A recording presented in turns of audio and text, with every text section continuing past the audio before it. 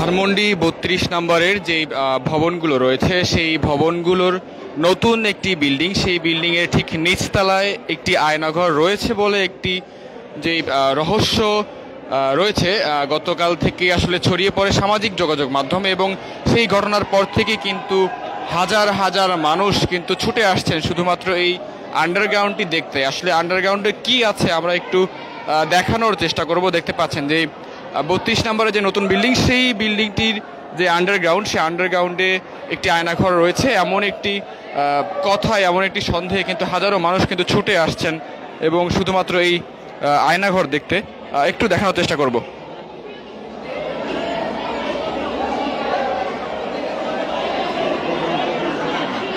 মাইরে মাইরে ফেলা দিছে।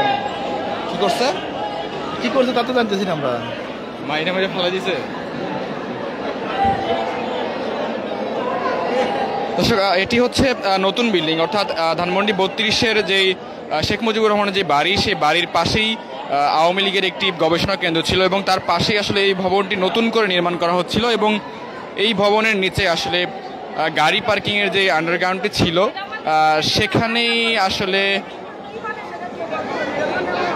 আপনি কোথেকে আসছেন? আমি আসছি মানে মানুষের কাছে বলে এটা আয়নাঘর, এটা আমরা বলতে আমরা সরি। তো দর্শক, এভাবেই আসলে এক একজন এক এক জায়গা থেকে আসছেন, সবাই শুনে আসছেন যে এখানে মানুষ কেটে রাখা হতো বা এটি আয়নাঘর ছিল। এই ধরনের কথা আসলে গতকাল থেকেই সামাজিক যোগাযোগ মাধ্যমে বেশ ছড়িয়ে পড়ে এবং সেই বিষয়টিকে কেন্দ্র করে শুধুমাত্র সেই আয়নাঘর দেখার জন্য কিন্তু মানুষ এখানে ভিড় করছেন। দেখতে পাচ্ছেন যে হাজার হাজার মানুষ সেই গতকাল সন্ধ্যার পর থেকে আমরা দেখেছি এবং আজকে সকালেও আমরা দেখেছি হাজার হাজার মানুষ কিন্তু এখানে ছুটে আসছেন শুধুমাত্র এই আন্ডারগ্রাউন্ড দেখার জন্য। তাহলে দেখতে পাচ্ছেন যে এখানে কিন্তু হাজার হাজার মানুষ রয়েছেন এবং এক এক করে মানুষ যাচ্ছে, এক এক করে আসছে এবং দূর দূরান্ত থেকে বিভিন্ন স্থান থেকে কিন্তু মানুষ আসছে শুধুমাত্র এই আয়নাঘর নামের যেই ধানমন্ডি ৩২-এর যে জায়গাটির কথা ছড়িয়ে পড়েছে শুধুমাত্র সেটি দেখার জন্য। দর্শক, দেখতে পাচ্ছেন যে হাজার হাজার মানুষ তারা কিন্তু ছুটে আসছেন শুধুমাত্র এই আয়নাঘর নামে যেই কথাটি ছড়িয়েছে আসলে সামাজিক যোগাযোগ মাধ্যমে, সেই আয়নাঘর দেখার জন্য। দেখতে পাচ্ছেন যে মানুষ কিন্তু আসছে এবং আমি একটু দেখানোর চেষ্টা করব।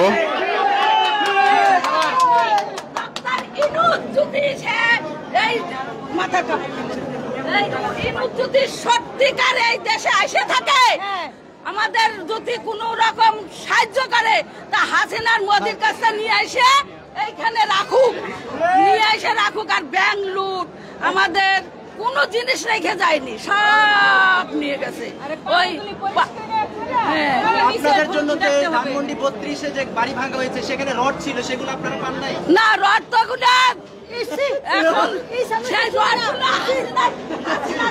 দর্শক, দেখতে পাচ্ছেন যে যে আয়নাঘরের কথা আসলে যেটি বলা হচ্ছে সেটি আসলে কি, যেটি দেখার জন্য আসলে এত মানুষ ভিড় করছেন। দেখতে পাচ্ছেন যে হাজার হাজার মানুষ সবাই কিন্তু আসলে এই আন্ডারগ্রাউন্ডে কি আছে সেটি দেখার জন্য এসেছেন এবং মূলত এই হচ্ছে মূল চিত্র। ভেতরে আসলে কোনো নেটওয়ার্ক নেই। আমি যখন ভিতরে যাওয়ার চেষ্টা করছি তখন আসলে নেটওয়ার্ক কেটে যাচ্ছে, যার কারণে ভিতরে প্রবেশ করতে পারছি না। তবে যতটুকু দেখানো যায় আর কি।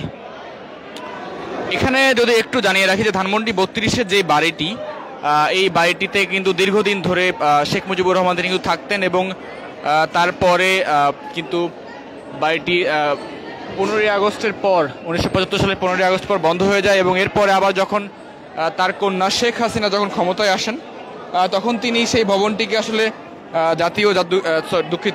জাদুঘর হিসেবে ঘোষণা করেন এবং এরপর থেকে কিন্তু সেটি জাদুঘর হিসেবে ব্যবহার হয়ে আসছিল। কিন্তু গত 5ই আগস্ট ছাত্র জনতার অভ্যুত্থানের মাধ্যমে যখন ক্ষমতা হারান শেখ হাসিনা, তারপরে কিন্তু বাড়িটিতে মূলত আগুন দেওয়া হয়। এখানে মোট 3টি ভবন রয়েছে। একটি ছিল বঙ্গবন্ধু শেখ মুজিবুর রহমানের বাড়ি, আরেকটি ছিল শেখ হাসিনার জন্য যে নতুন বাড়িটি তৈরি করা হচ্ছিল, আরেকটি ছিল আওয়ামী লীগের যেই গবেষণাগার একটি ভবন ছিল এবং এই ভবনটি মূলত নতুন করে বানানো হচ্ছিল। কিন্তু এই ভবনটি কোনো নাম আসলে এখনও দেওয়া হয়নি, তবে ভবনটি নতুন করে বানানো হচ্ছিল এবং এই আন্ডারগ্রাউন্ড ঘিরে আসলে মানুষের যেই উচ্ছ্বাস উদ্দীপনা। দেখতে পাচ্ছেন যে হাজার হাজার মানুষ কিন্তু আসলে এখানে ভিড় করছেন।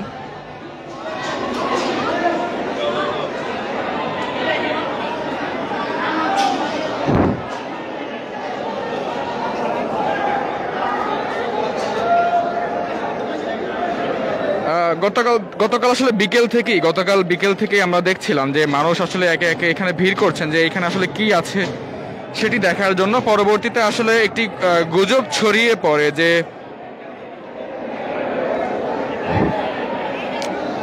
আমাদের কাছে অনেকেই কমেন্ট করছেন যে ঘুরে দেখানোর জন্য আসলে একটু দেখানোর চেষ্টা করি যতটুকু দেখানো যায়। যে দেখতে পাচ্ছেন যে এই রকমই আসলে পানি থাকার কারণে নিচে নামানো যাচ্ছে না। আমরা নামানোর চেষ্টা করেছিলাম কিন্তু পানি থাকার কারণে আসলে নিচে নামা সম্ভব হচ্ছে না, এবং পানির গভীরতা কতটুকু সেটিও কিন্তু বোঝা যাচ্ছে না। তবে আমরা কয়েকজনকে দিয়ে আসলে বাঁশের সঙ্গে আসলে কাঠি বেঁধে আসলে নিচে নামানোর চেষ্টা করেছিলাম। তবে তার গভীরতা যা বোঝা গেছে যে দু একজন মানুষ আসলে এর ভিতরে ডুবে যেতে পারে, যার কারণে পানির মধ্যে আসলে কেউ নামছে না। তবে যতটুকু দেখানো সম্ভব যে কাছেই আসলে মানুষ যারা রয়েছেন, এই যে এই নামেন গভীরতা নামেন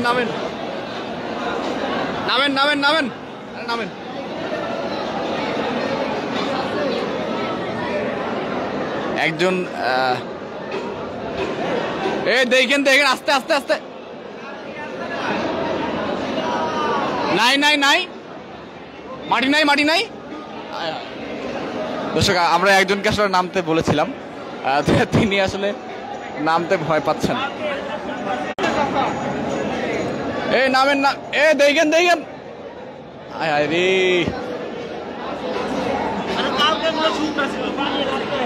পানির দিচ্ছে নামতে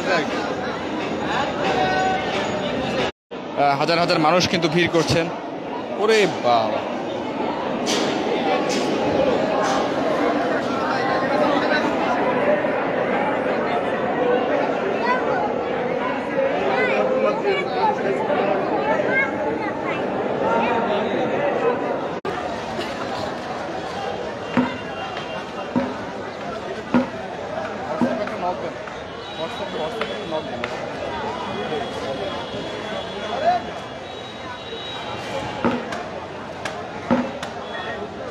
দর্শক একটু জানিয়ে রাখি যে আসলে নিচে নামার সঙ্গে সঙ্গে আসলে নেটওয়ার্ক বিঘ্ন ঘটছে, যার কারণে আমরা আসলে নিচে বেশি নামতে পারছি না। যত নিচে নামছি ততই আসলে নেটওয়ার্ক বারবার কেটে যাচ্ছে। তবে বাইরে থেকে আসলে যতটুকু দেখানো যায় ততটুকু আসলে দেখানোর চেষ্টা করব যে আয়নাঘর নামে আসলে যেই গুজবটি ছড়িয়ে পড়েছে সেটি আসলে আয়নাঘর ছিল কিনা এটি আসলে জানার বিষয়। আমরা কিন্তু নিচে নেমেছিলাম এবং দেখানোর চেষ্টা করছিলাম, এবং দেখতে পাচ্ছি যে এখনও কিন্তু হাজার হাজার মানুষ কিন্তু এখানে রয়েছে, এবং তারা সবাই কিন্তু শুধুমাত্র এই আয়নাঘর দেখার জন্য আসছেন।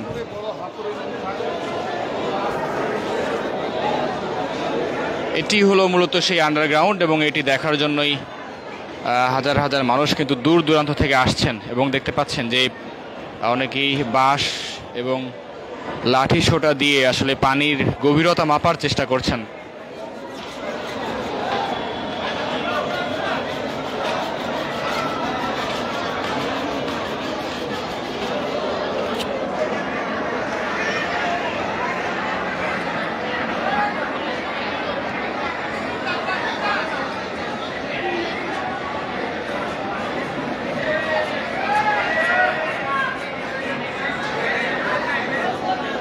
গত বুধবার থেকে আসলে যখন এই ধানমন্ডি 32-এ যখন ভাঙচুর করা হয়, অর্থাৎ যখন শিক্ষার্থীরা যখন এসেছিল একে একে, তখন থেকে কিন্তু আসলে মূলত মূল যেই ভবন সেই মূল ভবনে কিন্তু শিক্ষার্থীরা কিন্তু ভাঙচুর চালায়, এবং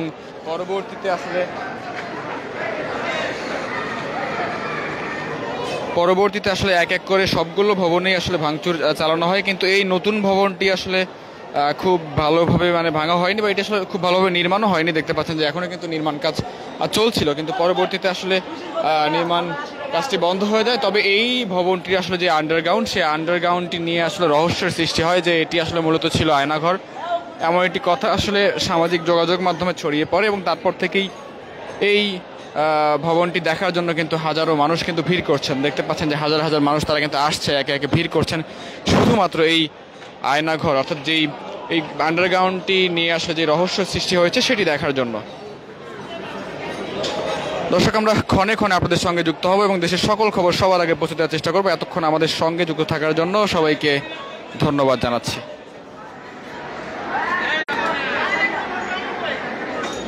একটু কাছ থেকে যদি দেখাই,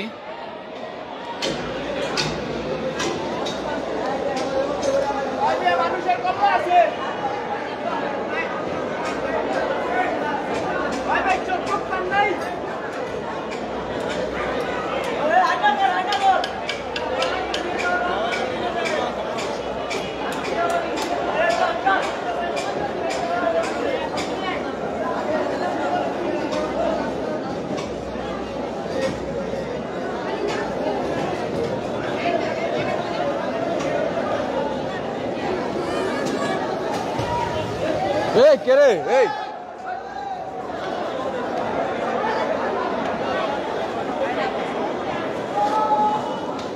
পাইন বৃষ্টি ভাই কোথায় মেনশন দিছেন?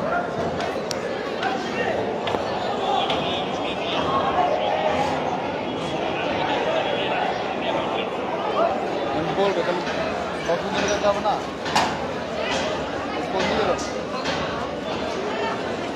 আব্দুল্লাহ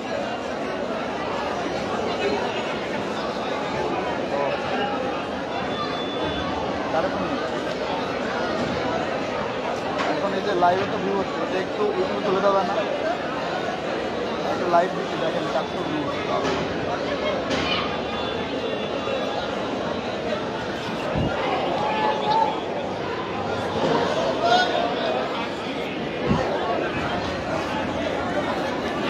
বলেন।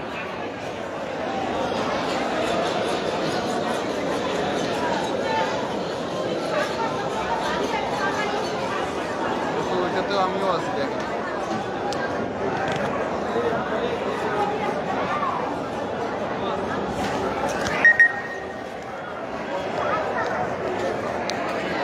দর্শক, দেখতে পাচ্ছেন যে হাজার হাজার মানুষ কিন্তু এখানে ভিড় করছেন এবং তাদের মাঝে যেই ছড়িয়ে পড়া উত্তেজনা সেটি হচ্ছে এই ভবনটির নিচে আসলে আয়নাঘর ছিল এমন একটি যে গুজব কিন্তু ছড়িয়ে পড়ে। এটা আসলে গুজব কিনা এটিও আসলে একটা বিষয়।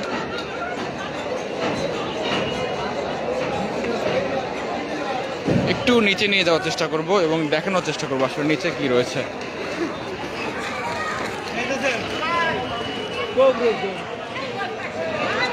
যেই জায়গাটিকে ঘিরে আসলে এত কথা এবং এত রহস্যর সৃষ্টি হয়েছে, আসলে সেই জায়গাটিকে ঘিরেই আসলে দেখতে পাচ্ছেন যে হাজার হাজার মানুষ কিন্তু এখানে ভিড় করছেন।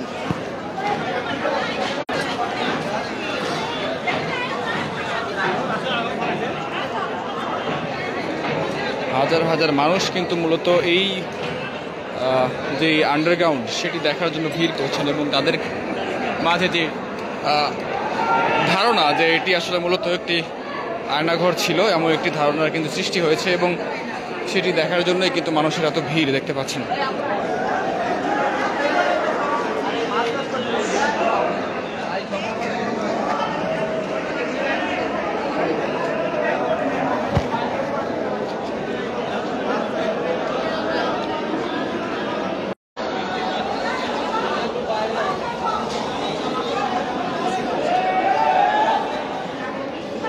দর্শক, একটু জানিয়ে রাখি যে আসলে গত বুধবারে কিন্তু ছাত্রলীগের ফেসবুক পেজে কিন্তু শেখ হাসিনার যুক্ত হওয়ার কথা ছিল এবং সেটিকে কেন্দ্র করেই কিন্তু বাংলাদেশের যে বিক্ষুব্ধ ছাত্র জনতা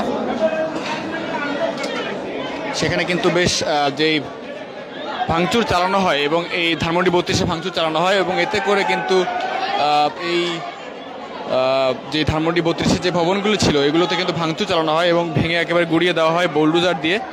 এবং দেখতে পাচ্ছেন যে এই নতুন ভবনটি আসলে মূলত নতুন করে তৈরি করা হয়েছিল এবং এই ভবনটির নিচে আসলে গাড়ি পার্কিংয়ের জন্য আন্ডারগ্রাউন্ড বানানো হয়েছিল এবং সেই আন্ডারগ্রাউন্ডকে ঘিরেই আসলে বেশ রহস্যের সৃষ্টি হয়েছে।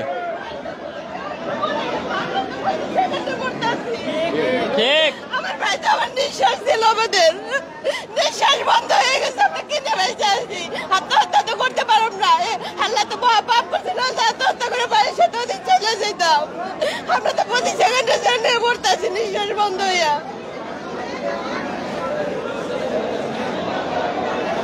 আয়নাঘর অর্থাৎ যেই বেসমেন্টটিকে নিয়ে আসলে এত রহস্য সৃষ্টি হয়েছে সেটি আসলে দেখানোর চেষ্টা করছি।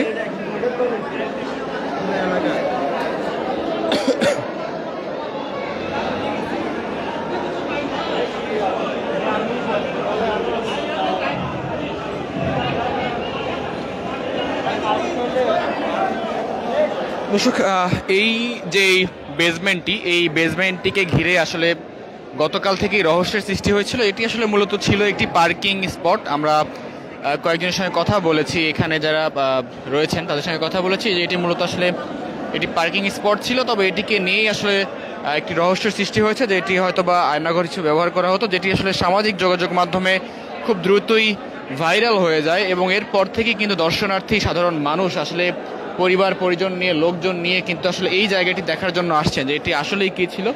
তবে আমরা এখানে দেখতে পাচ্ছি যে এখানে কিন্তু পানি দিয়ে একদম পরিপূর্ণ হয়ে আছে এবং পানি থাকার কারণে আসলে নিচে কী আছে সেটি দেখা যাচ্ছে না এবং দেখতে পাচ্ছেন যে এই যে আন্ডারগ্রাউন্ড এটি দেখার জন্যই কিন্তু মূলত হাজার হাজার মানুষ কিন্তু এখানে ভিড় করছেন। দেখতে পাচ্ছেন যে দল বেঁধে একেবারে পরিবার নিয়ে কিন্তু মানুষ এখানে আসছেন, পরিবার নিয়ে কিন্তু আসলে মানুষ এখানে আসছেন এবং তাদের যেই রহস্য, সেই রহস্য ঘেরা যে আন্ডারগ্রাউন্ড সেটি আসলে দেখতে কিন্তু মানুষ ভিড় করছেন, দেখতে পাচ্ছেন।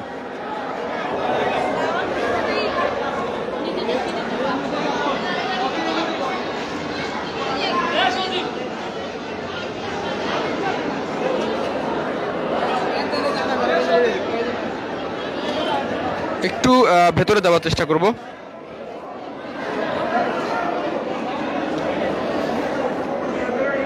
দেখছেন যে মূলত আসলে মানুষের ভিড়ের কারণে যেই ধুলাবালি সেগুলো কিন্তু এখন উঠছে এবং যেই আয়নাঘর নামে যে গুজব ছড়িয়েছে সেই আয়নাঘর দেখতেই আসলে মানুষের এত ঢল নেমেছে এই ভবনটিকে ঘিরে। তো আন্ডারগ্রাউন্ডে আসলে কি আছে সেটি যদি এক পাশ থেকে দেখাই তাহলে শুধুমাত্র এই নিচে নামলে আসলে এই পানিই দেখা যাবে, আর কিছু না।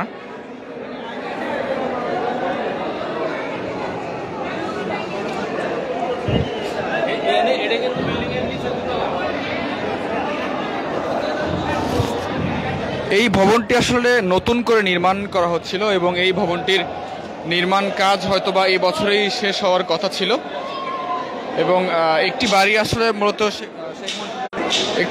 শেখ মুজিবুর রহমানের বাড়ি ছিল এবং আরেকটি ছিল আওয়ামী লীগের গবেষণা কেন্দ্র, আরেকটি ছিল শেখ হাসিনার বাড়ি এবং এই ভবনটি ছিল মূলত নতুন ভবন এবং এই ভবনটির নিচেই আসলে গাড়ি পার্কিংয়ের জন্য এই বেসমেন্ট তৈরি করা হয়েছিল এবং এটি আসলে আয়নাঘর ছিল কিনা এমন একটি গুজব আসলে মানুষের মাঝে ছড়িয়েছে এবং সেটি দেখতেই কিন্তু দূর দূরান্ত থেকে কিন্তু মানুষ ছুটে আসছেন এবং তারা বলছেন যে এটি আসলে আয়নাঘর।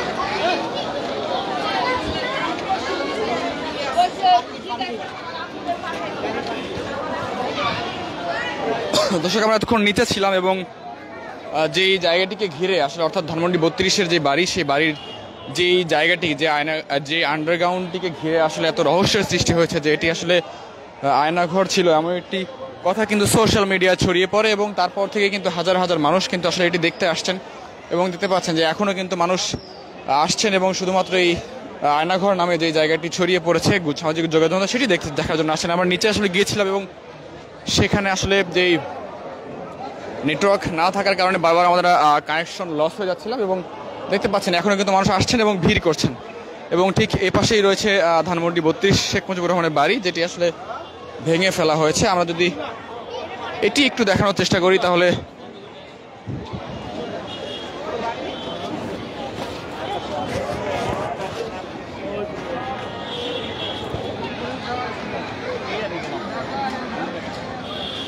দেখেন দেখেন দেখেন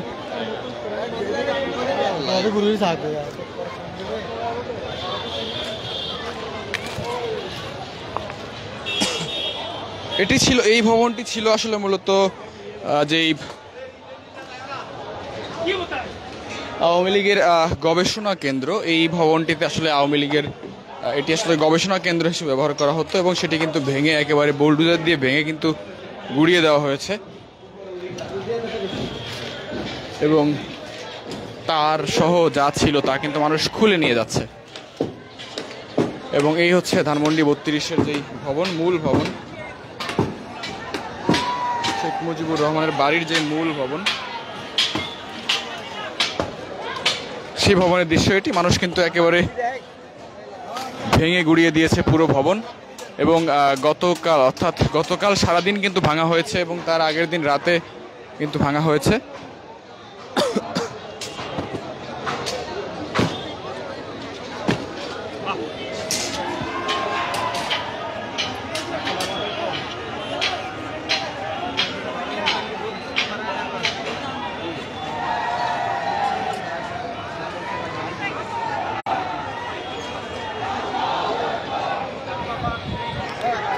দর্শক, আমরা ক্ষণে ক্ষণে আপনাদের সঙ্গে যুক্ত হবো এবং দেশের সকল খবর সবার আগে পৌঁছে দেওয়ার চেষ্টা করবো। এতক্ষণ আমাদের সঙ্গে যুক্ত থাকার জন্য সবাইকে ধন্যবাদ জানাচ্ছি।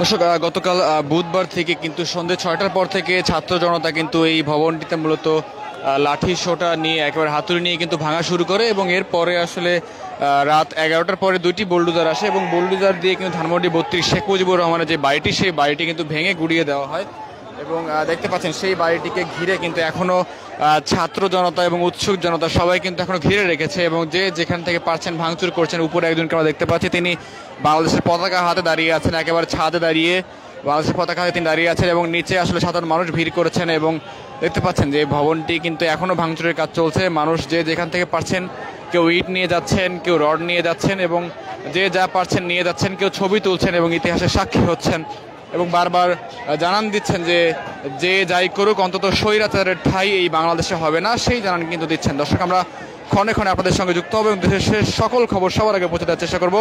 এতক্ষণ আমাদের সঙ্গে থাকার জন্য সবাইকে ধন্যবাদ জানাচ্ছি। সবাই ভালো থাকুন, সুস্থ থাকুন, ডেইলি সানের সঙ্গে থাকুন।